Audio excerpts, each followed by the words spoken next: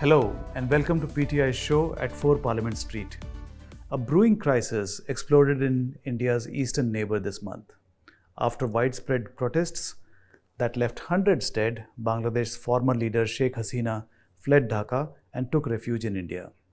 Meanwhile, China remains a perennial problem, and elections in faraway America in November will have huge implications for India.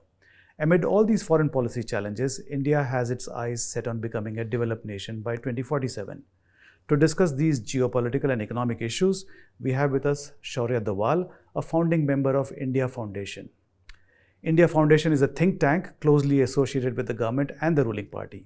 So that gives him a ringside view of the policy making in the highest echelons.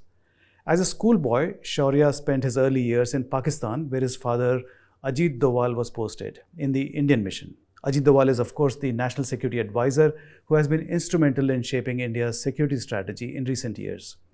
Shaurya himself is a chartered accountant by training, and he worked as an investment banker in New York. He returned to India in 2007 to set up India Foundation. Shaurya Doval, thanks so much for taking the time to talk to us. Thank you. So let's talk about India Foundation. Just give us a little bit of background about India Foundation. What is the core mission of the foundation? So, India Foundation was set up in 2009 with the objective of essentially interplaying where policy and politics come together and to make interventions in areas of essentially foreign policy and security, economics and culture. And since it came from a certain ideological viewpoint, and had a political entity with which it worked very closely, the idea was not just to essentially think on ideas, but also make, as I said, interventions in these areas. So it was designed more as a do tank than just merely a think tank.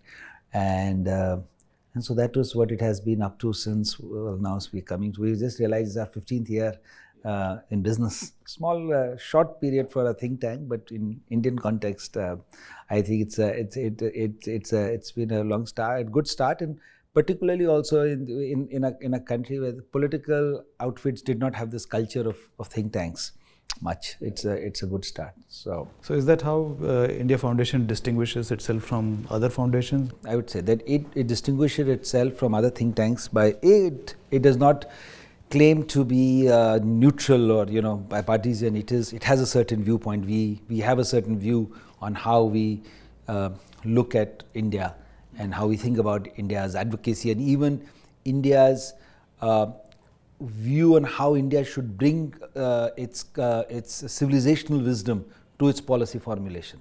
So to that extent, we are different from the most conventional think tanks, and then also to the extent that, as you said, that we believe that it's just not merely making policy ideas or generating them, but it's also creating a cadre of people who can then be and have been sent to the government or to party to try and make a difference on the ground.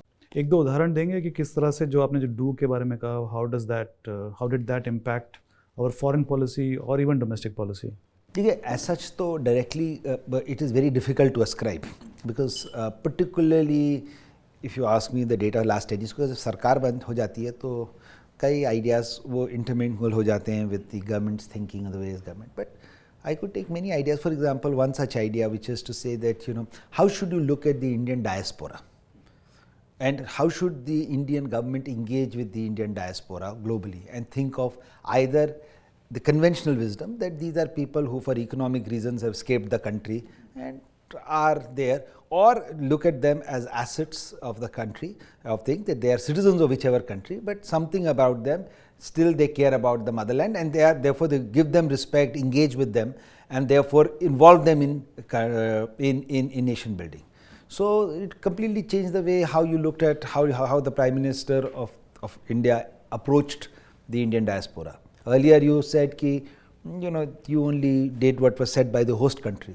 Then you started saying that, even if I'm in a foreign country, despite my official programs, I will engage with the Indian diaspora. So bringing the Indian diaspora and making them feel a greater sense of ownership. Then that also translated in how our embassies actually started dealing with the Indian diaspora to the point of extent that today no Indian, now I was an NRI for many years in my life, so I know this, that no Indian who carries an Indian passport news की हम दुनिया में कहीं भी होंगे, अगर खुदा ना खास्ता कोई प्रॉब्लम होती है तो हमारे पीछे 140 करोड़ लोग खड़े हैं और उसका पासपोर्ट की वैल्यू है, हमको कुछ ना कुछ हमारे लिए हो जाएगा. Continue to look at problems and try and keep suggesting ideas that might be interesting for, or looking at it. So, for example, we continue to work a lot on the Indian Ocean region.